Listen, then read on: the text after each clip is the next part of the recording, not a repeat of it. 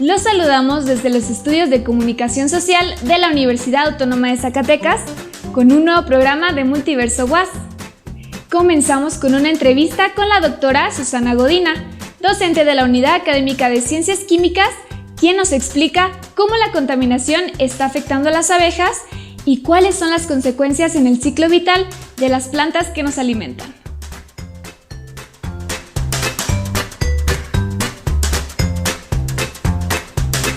Uno de los proyectos que estamos trabajando es el efecto de los plaguicidas en las abejas. Estamos evaluando en mieles de abejas, determinando cuáles pudieran ser las zonas que pudieran estar más expuestas a plaguicidas, y de ahí vamos a valorar la respuesta inmunológica ante estas. Sabemos que actualmente la contaminación ambiental ha causado muchos daños a ciertos polinizadores, entre ellos las abejas, y se ha observado una gran mortalidad entre estas, incremento de enfermedades infecciosas. Por esto es que nos atrevemos a suponer que pudiera haber un efecto entre la exposición a estos contaminantes y la respuesta inmunológica de nuestras abejitas. Las abejitas tienen un sistema inmune más sencillo que el del ser humano. Al ser animales invertebrados, solamente tienen los mecanismos de defensa innata. Dentro de estos mecanismos de defensa se encuentran los péptidos antimicrobianos. Uno de ellos son las las defensinas 1 y 2. Dentro de ellas las podemos encontrar incluso en la miel de abeja, que también tienen un papel antimicrobiano, es parte de las características antimicrobianas de la abeja. Pero el hecho de que nosotros lo que queremos evaluar, si la exposición a estos agentes tóxicos, en este caso estamos evaluando organofosforados y el glifosato. Estamos viendo si el papel de estos organofosforados puede afectar la producción de estos péptidos antimicrobianos. Estamos apenas empezando a estandarizar las técnicas y con los convenios de colaboración con la Asociación Zacatecana de Apicultores. En este proyecto tenemos 2 estudiantes, uno de licenciatura y uno de la maestría en Ciencia y Tecnología Química. ¿Qué tal? Mi nombre es José Manuel Espinosa Domínguez, soy estudiante de maestría en Ciencia y Tecnología Química. Estoy trabajando con la doctora Susana Godina en el proyecto de organofosforados y glifosato. Nosotros vamos a trabajar lo que son con cromatografía de gases, con ELISA para poder determinar lo que es el glifosato. En cromatografía de gases vamos a determinar lo que son los organofosforados.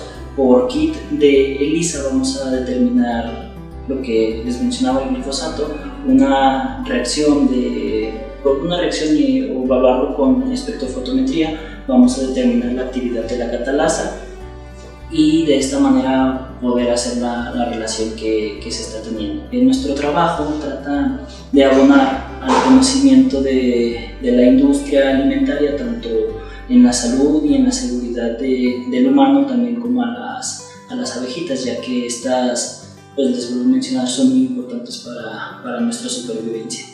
Esto es lo que trabajamos en el laboratorio de biomarcadores, parte de nuestras líneas de investigación, en donde esperamos poder poner un granito de arena que contribuya a un mejor cuidado del medio ambiente. Continuando con el importante tema de la pandemia del COVID-19, el infectólogo Dr. Samuel Sevilla nos cuenta cuáles son las características de la variante Delta del SARS-CoV-2. Acompáñenos.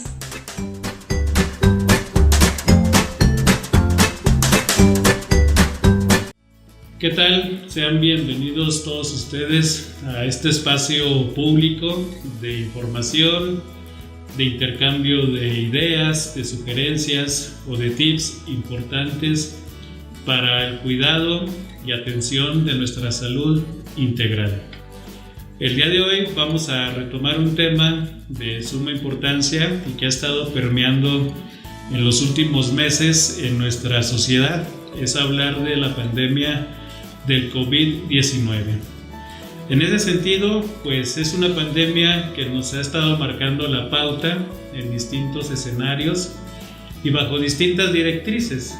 Es una pandemia que nos da información respecto a la manifestación que tiene este virus como tal, las formas de evaluación, las formas de tratamiento, las características que presenta. En ese sentido, nos da mucho gusto poder contar el día de hoy con la presencia del doctor Samuel Sevilla, que es infectólogo con esa especialidad, y él es el médico adscrito del Hospital General de Zona número 1 del IMSS, y también, nos da mucho gusto informarlo, es médico en la clínica universitaria. Entonces, doctor, bienvenido. Gracias, es un gusto para mí poder estar con ustedes, justo retomando este tema tan importante, que estamos en una tercera ola de la pandemia de la COVID-19. Exacto, y bajo ese esquema de que es una tercera ola, se habla mucho de la variante Delta. Si nos puede informar acerca de lo que es la variante Delta, por qué surge, qué características tiene. Sí. Justamente la infección por este virus y lo que ha llevado todo este tiempo es a que estructuralmente el virus cambie sus proteínas y que estas proteínas que cambian de su conformación no puedan ser detectadas por nuestro cuerpo y esa infección no pueda ser neutralizada, que es lo que buscamos con la vacunación o a quien ya se haya infectado por la COVID-19, ¿no? Entonces, estos cambios de esa estructura es como si hablásemos de casas que tuvieran pequeños ladrillos. Todas tienen el mismo fin, todas son casas, pero cambiamos de un diseño a otro, y entonces ese cambio en el diseño nos da ventajas de una a otra. Otro quizá nos ayude a controlar más el sol, otra nos inunda, otra nos da una buena recepción de la luz, y estos cambios estructurales, que son lo mismo que sucede con el virus, pues hace que nuestro cuerpo no esté preparado y lo detecte como una nueva infección, como un nuevo virus, y entonces esa respuesta de las vacunas, cuando estamos vacunados, o los que se reinfectan con estas nuevas variantes, pues generen una enfermedad muy agresiva por COVID, o bien que estos cambios estructurales en la vacuna, en el virus, sean los que generen un mayor riesgo de transmisibilidad, mucho más patógena, más virulencia, o sea que infecta más. Antes, con la variante tradicional, veíamos que con un paciente contagiado llevaba 2 a 4 más. Ahora, con esta variante Delta, vemos que de un paciente contagiado nos vamos a 9 más contagios. Entonces es mucho más amplio, un panorama desalentador en el sentido de que esto puede superar los servicios de salud. Entonces las medidas siguen siendo las mismas: cuidarnos para no infectarnos de esta nueva variante. Muy bien, pues ahí está la información de lo que es la variante Delta, qué características tiene, y el llamado pues a nuestro auditorio es seguir reforzando las medidas, ¿no?, como tal.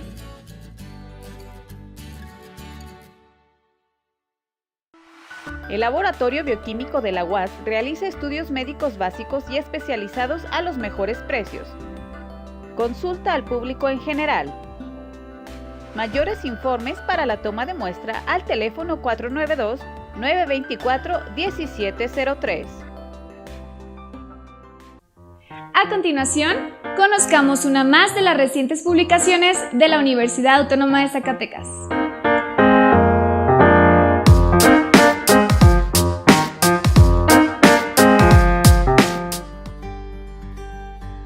Hola amigos, es un gusto estar de nueva cuenta con ustedes presentando una nueva producción editorial por parte del programa editorial UAS.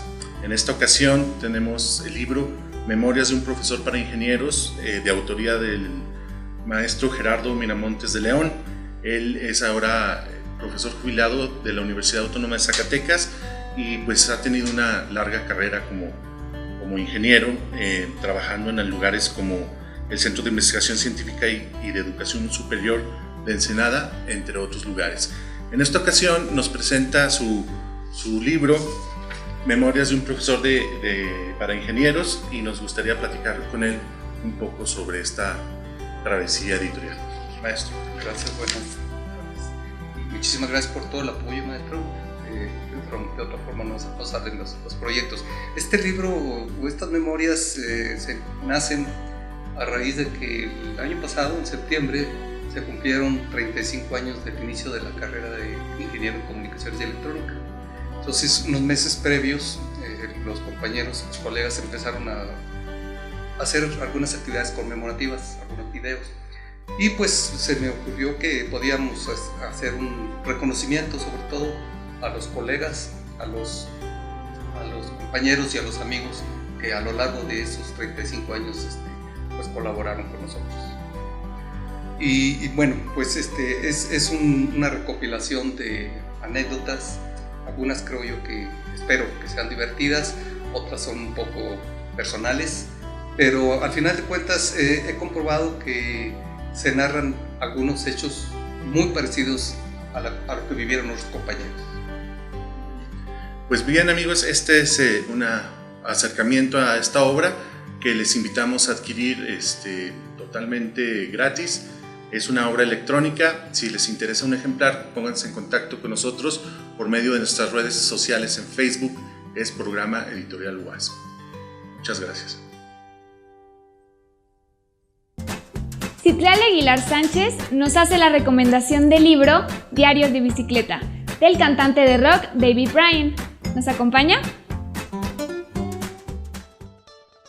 Hoy les quiero hablar de un libro de ensayo, un ensayo literario obviamente. Es Diarios de Bicicleta de David Byrne, el vocalista de Talking Heads. Quienes conocen un poco sobre este género que es entre punk y lo que ahora se denomina como indie, pues probablemente lo ubiquen por su famosísima canción Psycho Killer, ¿no? Psycho Killer, qu'est-ce que c'est? David Byrne, aparte de ser músico, pues es artista, ¿no? Como tal, hace bosquejos de pintura, mercadotecnia, publicidad, etc.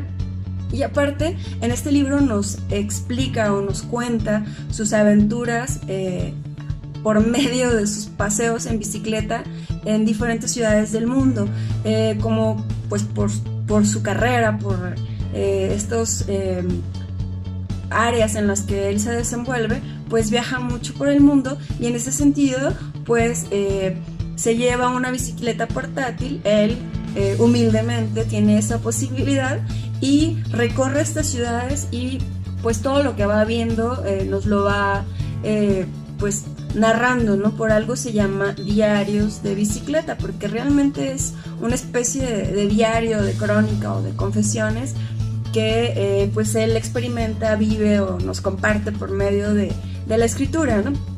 En este libro, pues aparte de conocer las ciudades, su evolución, la manera en la que sociológicamente pudieran estar ordenadas o diseñadas de acuerdo a las reflexiones de Byrne, también conocemos pues al autor, ¿no? Que es lo que más me gusta de los ensayos autobiográficos, ¿no? Que realmente podemos conocer en este caso al artista o al escritor de una manera mucho más humana, ¿no? En el sentido de que no estamos escuchando solamente al personaje que vemos en la televisión o que escuchamos en el vinil, sino que también podemos conocer un poquito más a la persona, ¿no? Al individuo, a sus pensamientos quizás más íntimos, a sus miedos, sus deseos. El ensayo pues permite esas posibilidades, ¿no? Y en este caso pues la bicicleta también funciona como un artefacto de imaginería, ¿no? Porque la bicicleta permite que este autor pues también se adentre más en ciertas condiciones, no nada más digamos de manera introspectiva, sino también física, ¿no? ¿Por qué? Porque al utilizar una bicicleta pues está utilizando básicamente el cuerpo, ¿no? En este recorrido que hace David Byrne por diferentes ciudades del mundo, pues podemos entender algunos datos curiosos, culturales o históricos de ciertos lugares, pero también, como les comentaba, pues un poquito más de la vida de este escritor, de su manera de vivir, de su manera de ser, de su manera de pensar. Y al menos a mí me agradó muchísimo conocer o darme cuenta de que este personaje que yo veía, pues, o que yo escuchaba más bien por medio de su música, pues realmente es una persona muy sesuda, ¿no? Es un hombre muy inteligente, del que pues, ya cuando terminé la última página me di cuenta que había aprendido muchísimo, ¿no? No solo de él, sino también de la vida, de la música, del arte, de la arquitectura, de la cultura, de la música. En ese sentido, pues es un libro súper delicioso, ¿no? Yo soy Citlali Aguilar Sánchez y nos vemos en la siguiente recomendación literaria.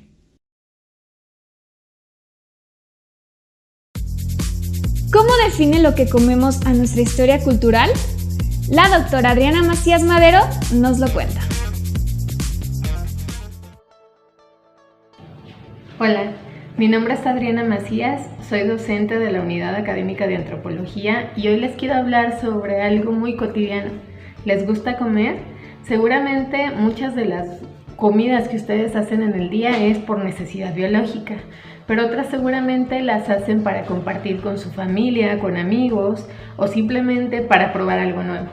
Pero ¿sabían que básicamente lo que comemos y cómo lo comemos puede definir parte de nuestra historia cultural? Para muchos grupos durante largos años el comer o no comer ciertos alimentos implica ideologías, implica seguridad, implica cierta identidad. Básicamente podríamos pensar en un grupo que es muy reconocido por la forma en que prohíbe ciertos alimentos. Incluso en su religión está marcado que el cerdo, por ejemplo, no debe comerse para los judíos. Este es un animal impuro y es catalogado así porque básicamente durante la época donde estos eran pastores, un cerdo implicaba mucho riesgo para la familia, es decir, se le dedicaba mucho esfuerzo, se le alimentaba casi igual que a otro miembro de la familia y eso implicaba mucho gasto, tiempo y demás, y un pastor no podía dedicar todo ese tiempo a un cerdo, por ejemplo.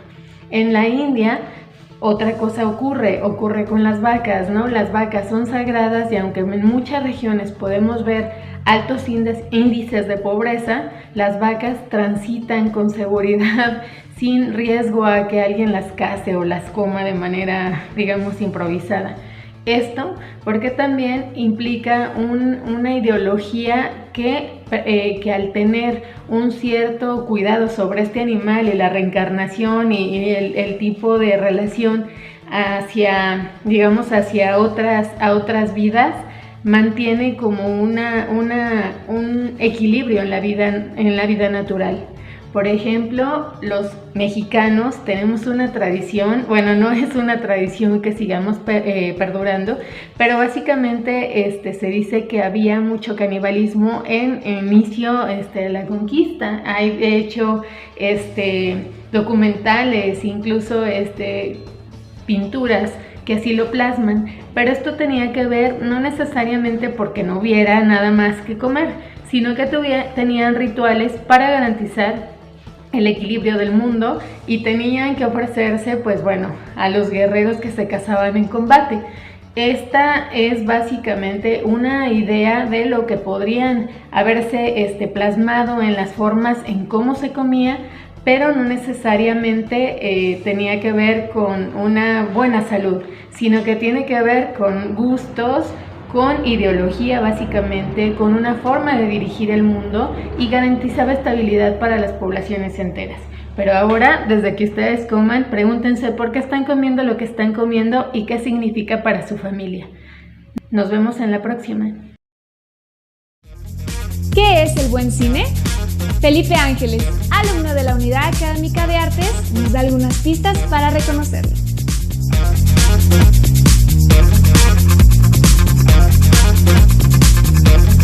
Hola, yo soy Felipe Ángeles, estudiante de Teoría del Arte en la Unidad Académica de Artes, y hoy les voy a hablar un poco de la importancia del buen cine o de por qué es importante ver buen cine. No somos los mismos después de ver una buena película, porque en el ejercicio de ver buen cine hay un encuentro entre la obra y tus propios centros vitales. Ver buen cine es importante porque nos reta constantemente en muchos sentidos. Es una especie de enamoramiento que nos exige siempre nuevas emociones y nuevos conocimientos, nuevas formas de ver el mundo y que nos ayuda también a definirnos a nosotros mismos. El buen cine nos sacude, nos motiva, nos transforma y logra sacarnos de la anestesia de lo cotidiano. Ahora, ¿qué es el buen cine? No podemos decir que existe una fórmula o un manual a seguir para que una película sea catalogada como buena película, vaya. Porque entonces ya no estaríamos hablando de arte ni de experiencia. Y para conmovernos, ilusionarnos y emocionarnos, necesitamos de la novedad, de la sorpresa y el atrevimiento. Si existiera una fórmula perfecta para hacer buen cine, ya no habría nada nuevo por descubrir y se estaría terminando la admiración, moriría la ilusión. Yo te voy a compartir 4 puntos que considero que tienen que tener las películas para ser consideradas buen cine. El primer punto es que una buena película logra su objetivo primordial. Hablamos de que también una película logra aquello que pretende o que pretendió desde un inicio obtener como una respuesta del espectador. Por ejemplo, si una película de horror, de terror, logra hacerte sentir miedo genuino todo el tiempo, o solo te espanta con aumento de volumen y con sustos predeterminados, o si un drama te conmueve, te acongoja y logra tu empatía, o por el contrario, termina siendo algo exagerado y ridículo. El hecho es que si una película logra su objetivo primordial, entonces va a conectar contigo y va a ser muy difícil que puedas olvidarla. El segundo punto es lo que se conoce cuando decimos que el buen cine sabe envejecer. El buen cine siempre está hecho con calidad técnica y artística. Esto permite que aquella idea original se convierta por medio del guión, la fotografía, la musicalización, las actuaciones, etc., en una obra que tus sentidos puedan captar, y mientras mejor tratados estén estos aspectos técnicos, mayor será tu goce estético. Nadie piensa que los efectos especiales que se usaron en El Señor de los Anillos, en Jurassic Park o en Gladiador, por nombrar algunas, son malos. Solamente son antiguos si los comparamos con los de hoy, pero en su momento fueron hechos con la mayor calidad técnica y artística que tenían en esos años.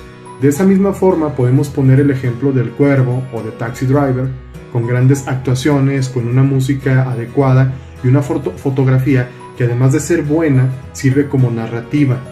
Todo esto las ha hecho envejecer de tal forma que las vemos como grandes representantes de su tiempo. El punto 3, es muy importante, es el tono de la narración.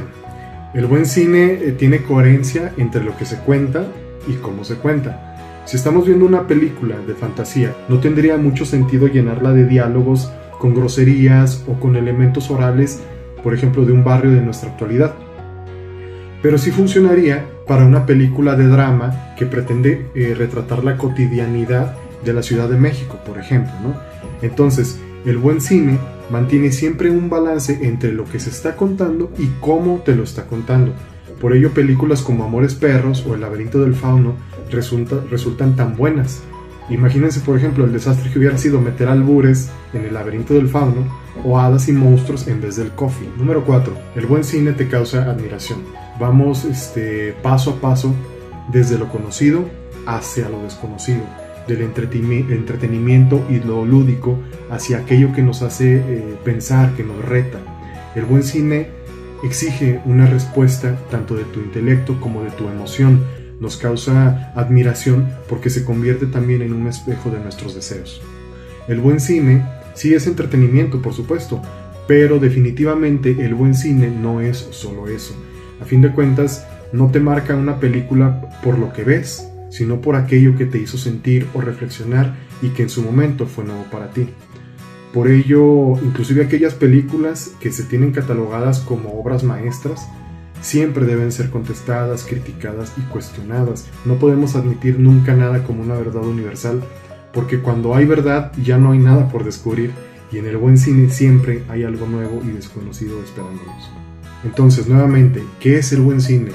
Es lo inexplorado, es aquello que se atreve a ir más allá, es lo que propone y logra, es aquel cine que se hace con calidad técnica y artística, aquel que consigue contarte una historia de tal forma que se vuelva excitante para tus sentidos y conmovedor para tus emociones, te hace vivir otras realidades y en otras pieles.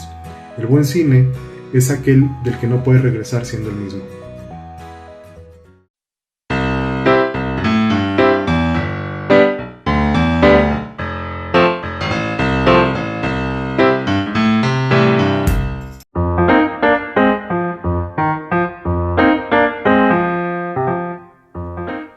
siguiente cápsula nos cuenta cómo la UAS colabora activamente con agencias espaciales nacionales e internacionales en la creación de satélites de comunicaciones.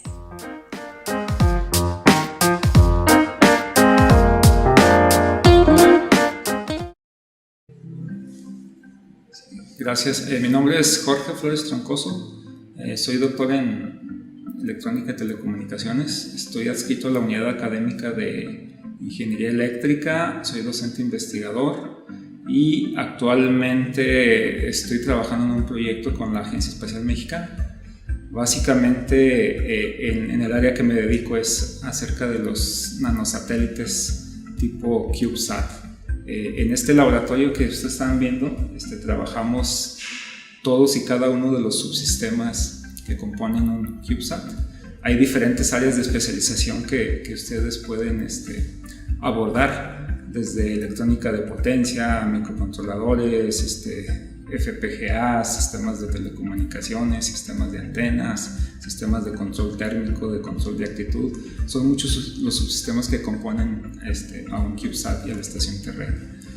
Dentro de este laboratorio participan con nosotros alumnos desde nivel licenciatura, servicio social, prácticas profesionales y tesis, pero también alumnos de posgrado como son maestría y doctorado. Actualmente en el posgrado en Ingeniería para la Innovación Tecnológica tenemos una línea de telecomunicaciones espaciales en el cual pues, lo estamos invitando a que participen con nosotros y se unan a los diferentes proyectos.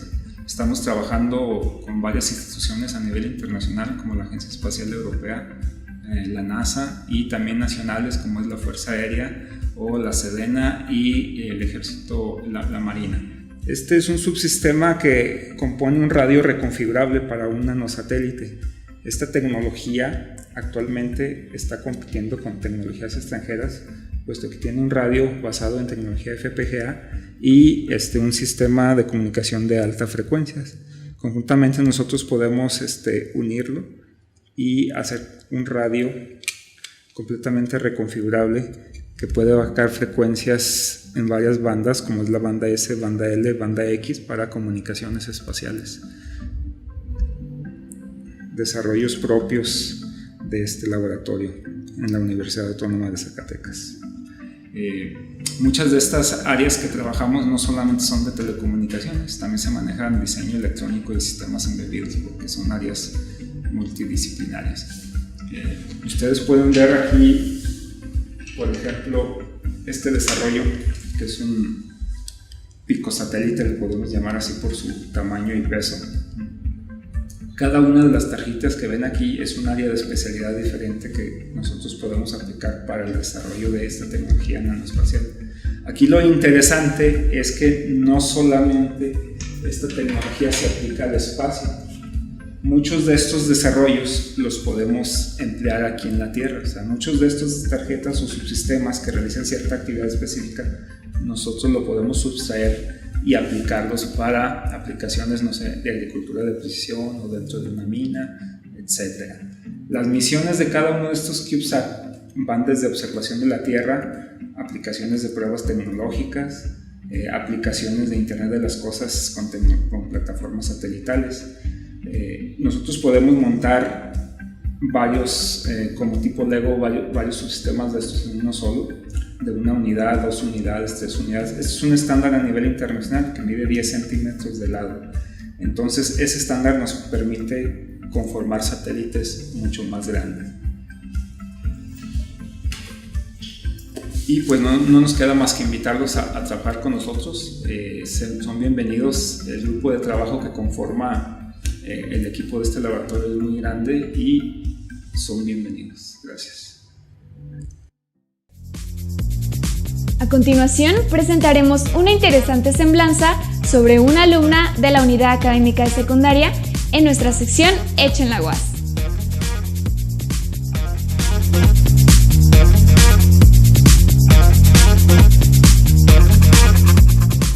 Hola, soy Dana Pacheco Débora, estamos con Odette Espitia Llamas, que es una chica multifacética, alumna de la secundaria UAS. ¿Nos podrías contar un poquito de qué es lo que haces, Odette? Pues hago de todo. cualquier cosa que me digan, que me vendan, cualquier persona que llegue y diga, estoy en este proyecto, ¿quieres entrar? Sí, ni siquiera pregunto qué es y ya estoy adentro. Escuché un poco de que estabas en el grupo de informática, me parece que nada sincronizado, matemáticas. ¿Cuáles son otras de tus actividades? Sí, el año pasado participé en la Olimpiada de Historia y deportivamente, aparte del nado sincronizado, también he practicado deportes como ballet, danza contemporánea, jazz. Cualquier deporte que puedas imaginar, yo he estado ahí. También dentro de tus logros, supe que estuviste en la Olimpiada Informática y que me parece que ganaste una medalla, ¿no? ¿Nos podrías hablar un poquito de...?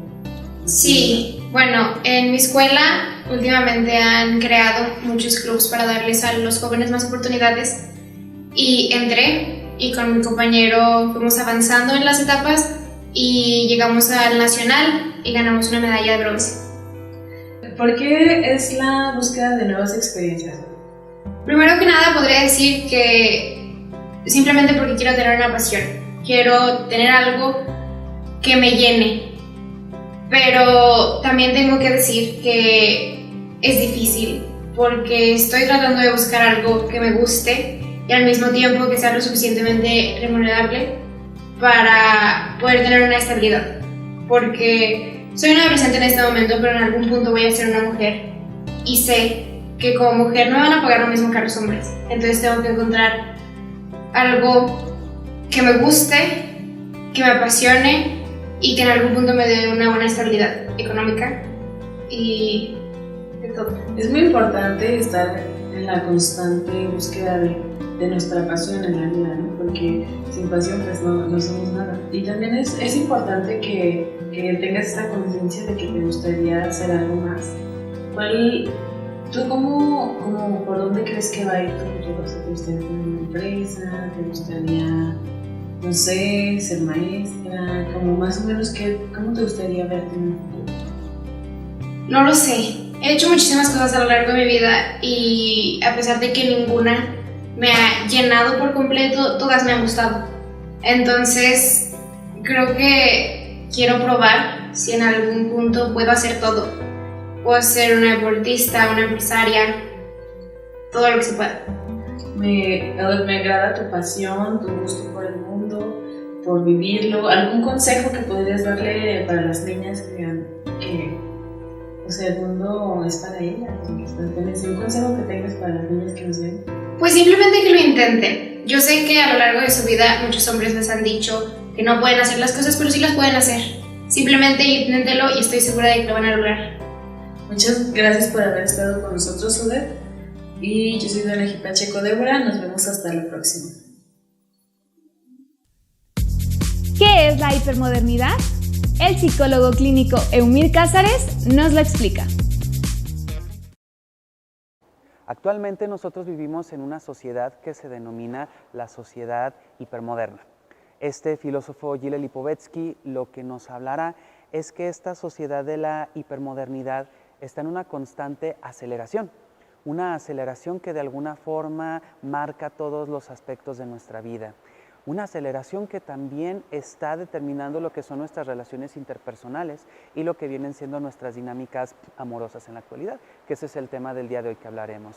El temor a comprometernos resultará un derivado justamente de esta época hipermoderna, ya que se exalta la cuestión de la libertad, se exalta la cuestión de vivirlo todo en mayor intensidad, con mayor desenvolvimiento ante las circunstancias que yo vaya a estar viviendo, por lo cual la libertad se vuelve ese fundamento. Sin embargo, esa libertad también se observa con respecto a no estar atado a una creencia ideológica, a no estar atado por el aspecto de los hijos, de un matrimonio, de una familia, etc. Lo cual en un primer momento puede mostrarse como algo muy deseable, muy hasta libertario en ese sentido. Sin embargo, lo que nos muestra es que desafortunadamente también estamos poco arraigados ante circunstancias difíciles, situaciones críticas que pueda haber en nuestra vida. Por lo que, por un lado, se tiene esta parte de sentirnos libres de este tipo de circunstancias, pero por otro lado nos sentimos avasallados cuando situaciones complicadas en nuestra vida están surcando. Y es que esta hipermodernidad nos habla de la aceleración constante que estamos teniendo en nuestras distintas dinámicas. Una aceleración que queremos, en donde queremos vivirlo todo, en donde queremos hacerlo todo, lo cual ha sido una promesa que estamos viendo constantemente en nuestra cotidianidad. Una promesa que, hay que decirlo, es imposible y difícil de concretar, ya que nosotros estamos constantemente en esta oscilación entre el compromiso y pues precisamente la libertad.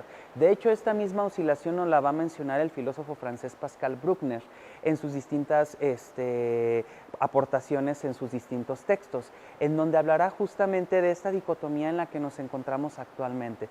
Una dicotomía entre querer ser absolutamente libres, pero también formar parte y pertenecer a un lugar, a un origen en donde yo pueda resguardarme en los momentos complicados y difíciles de mi existencia. Bajo esa misma premisa es que nosotros nos repensamos actualmente a partir de este progreso, un progreso que está irrefrenado, que está en la parte de la aceleración, que está en la parte del éxito básicamente englobado en el ámbito laboral, en el ámbito académico, en el ámbito de experiencias de vida. Sin embargo, pensarlo esto como una cuestión que no logra a desarrollarse en términos de la perfección o de lo ideal, pues llega obviamente a frustrarnos. Es por eso que precisamente estos distintos autores como Gilles Lipovetsky, Pascal Bruckner, nos invitan a repensar precisamente que el comprometernos con una ideología, que el comprometernos con una familia no tiene por qué llevar implícito el hecho de perder nuestra libertad, sino que lleva implícito el hecho de estar viviendo un aspecto fundamental de nuestra humanidad, que es la cuestión de la gregariedad, que somos seres de la grupalidad. Bajo esos tintes, bajo estas circunstancias, es que nosotros podremos vivir mayormente nuestra humanidad sin idealizaciones, sino en una cuestión más realista y sobre todo en una cuestión del bienestar hacia con nuestro mundo y hacia con nosotros mismos. Juan Antonio Pérez y Sofía Arellano nos cuentan cómo afecta la variante Delta del COVID a los niños y adolescentes en esta nueva entrega de Noticiencia. Acompáñenos a verla.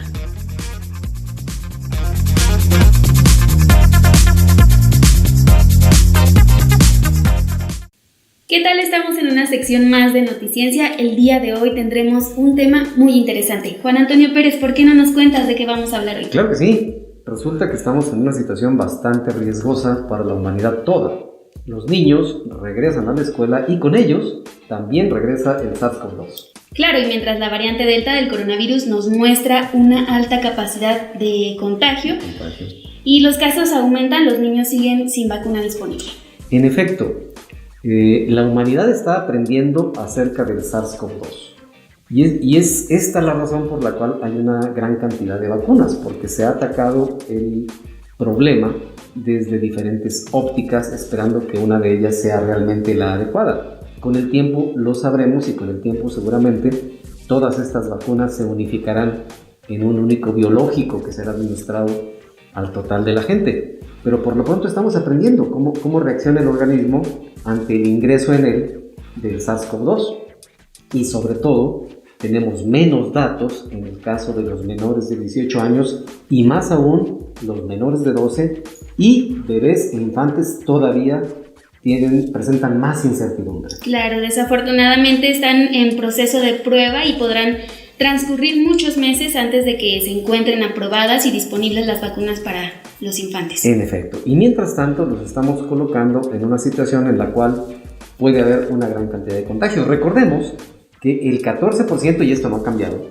el 14% de los contagios por SARS-CoV-2 corresponden a menores de edad. Esto no ha cambiado. Lo que sí ha cambiado con el advenimiento de esta nueva variante Delta es que parece ser más mortífera, más letal en menores de edad. Claro, y luego aparte de perder un semestre en la escuela, se trunca o se interrumpe una carrera deportiva, una carrera artística y no se trata esto de un efecto leve, porque aparte los niños tienen mayor proximidad. Claro, si uno quiere ver esto a nivel macro, pues veamos lo que pasó con la delegación mexicana en los Juegos Olímpicos de Tokio. El hecho de haber interrumpido los entrenamientos, de haber truncado algunos procesos, de haber alargado el proceso, afectó de manera muy importante a la delegación mexicana. La doctora Roberta de Blasi, de los Estados Unidos, del Hospital Johns Hopkins, nos dice que el 20% de los niños tratados con COVID, el 19% necesitaron hospitalización y el 32% de ellos necesitaron cuidados intensivos.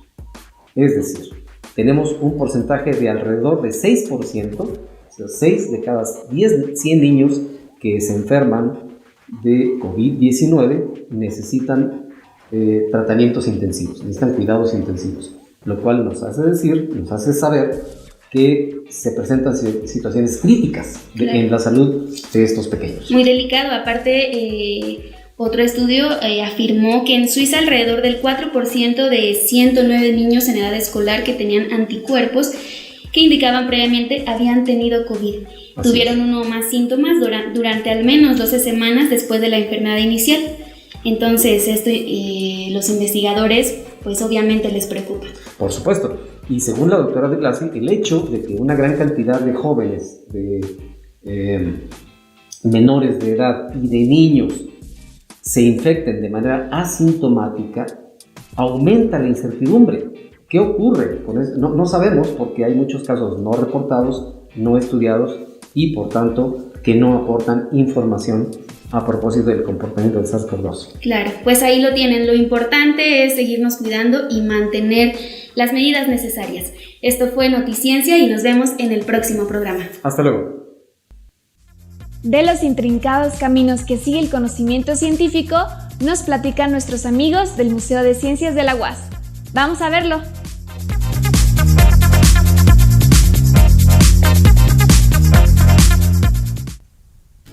Hola, ¿qué tal? ¿Cómo están? A veces para llegar a algún lado tomamos atajos que nos llevan a lugares en los que nunca pensamos estar. Hoy voy a hablarles de la historia de un artefacto que seguramente todos conocemos y que es un inquilino familiar en nuestros hogares. Para hacerlo, también tengo que platicarles de algo maravilloso que existe en la naturaleza y que se llama energía. ¿Y qué es la energía? Pues de hecho, la energía es aquello que nos hace un trabajo. En serio, si en un examen nos preguntaran qué es la energía, la definición técnica es la capacidad que tiene un sistema para hacer un trabajo. La primera forma de energía que conoció este planeta fue el Sol. Él fue el que proveyó la energía necesaria para que algunos átomos formaran moléculas que fueron la materia prima de una sopa de cadenas de carbono que eventualmente dieron origen a la vida. Y millones de años después, voilà, aquí estamos, la humanidad, una especie capaz de manipular formas complejas de energía. Y si de manipular energía se trata, pues tenemos que hablar del fuego. El fuego fue una fuente de energía que durante miles y miles de años nos sirvió para casi cualquier cosa, para defendernos, para calentarnos, para alimentarnos e incluso para vestirnos, porque allá en la prehistoria las primeras pieles se curtían a fuego. El calor fue también el protagonista de la primera revolución industrial, cuando construimos máquinas que podían hacer nuestro trabajo de manera más rápida y eficiente. En el centro de la revolución industrial está la máquina de vapor. La primera máquina de vapor que realmente funcionaba fue inventada por el escocés James Watt en 1770. Por supuesto, muchísimas personas estuvieron trabajando en máquinas de vapor que funcionaran, pero pues nunca le salió. El primero que construyó una funcional y eficiente fue James Watt. Pero entre las personas que mucho antes de él estuvieron trabajando en la construcción de una máquina de vapor, tenemos a un señor francés que se llamaba Denis Papin y que vivió a finales del siglo XVII y que toda su vida trató de construir una máquina de vapor que funcionara y nunca lo consiguió. Lo que sí hizo es un aparato cuyo modelo se encuentra en el Museo de Ciencias y se llama marmita de Papin. Este artilugio, también conocido como digestor a vapor, sirvió para estudiar qué pasa cuando el vapor se somete a grandes presiones. Bueno, pues yo puedo asegurarles que ninguno de ustedes tiene una máquina de vapor de James Watt en su casa, pero estoy prácticamente segura que todos tienen una marmita de papá. Les doy algunas pistas. No es dorada como el modelo del museo, sino plateada y es como más ancha. Y si la tienen, seguramente está en su cocina. ¿Alguna idea? Pues sí, es la olla de presión. Imaginen la tragedia de Denis Papin, un hombre que soñó con construir una máquina que cambiara el mundo y terminó con una olla para cocer frijoles. Pero piensen también que ya nadie en su casa tiene una máquina de vapor de James Watt y todos, absolutamente todos, tenemos nuestra marmita de Papin.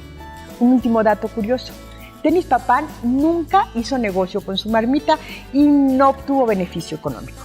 Lo que sí hay que decir es que su presentación le sirvió para que se le aceptara en la Royal Society de Inglaterra.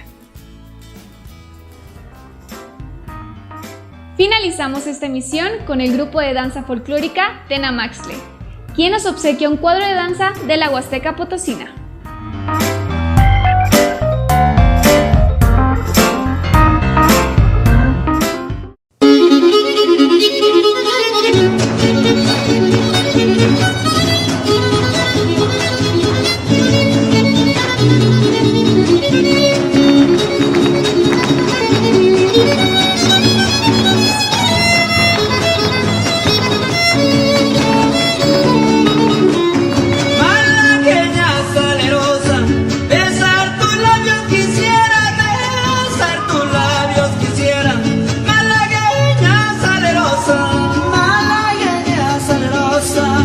Besar tus labios quisiera, besar tus labios quisiera, malagueña salerosa, y decirte, niña hermosa, que eres linda y hechicera, que eres linda y hechicera, como el cantor de una rosa.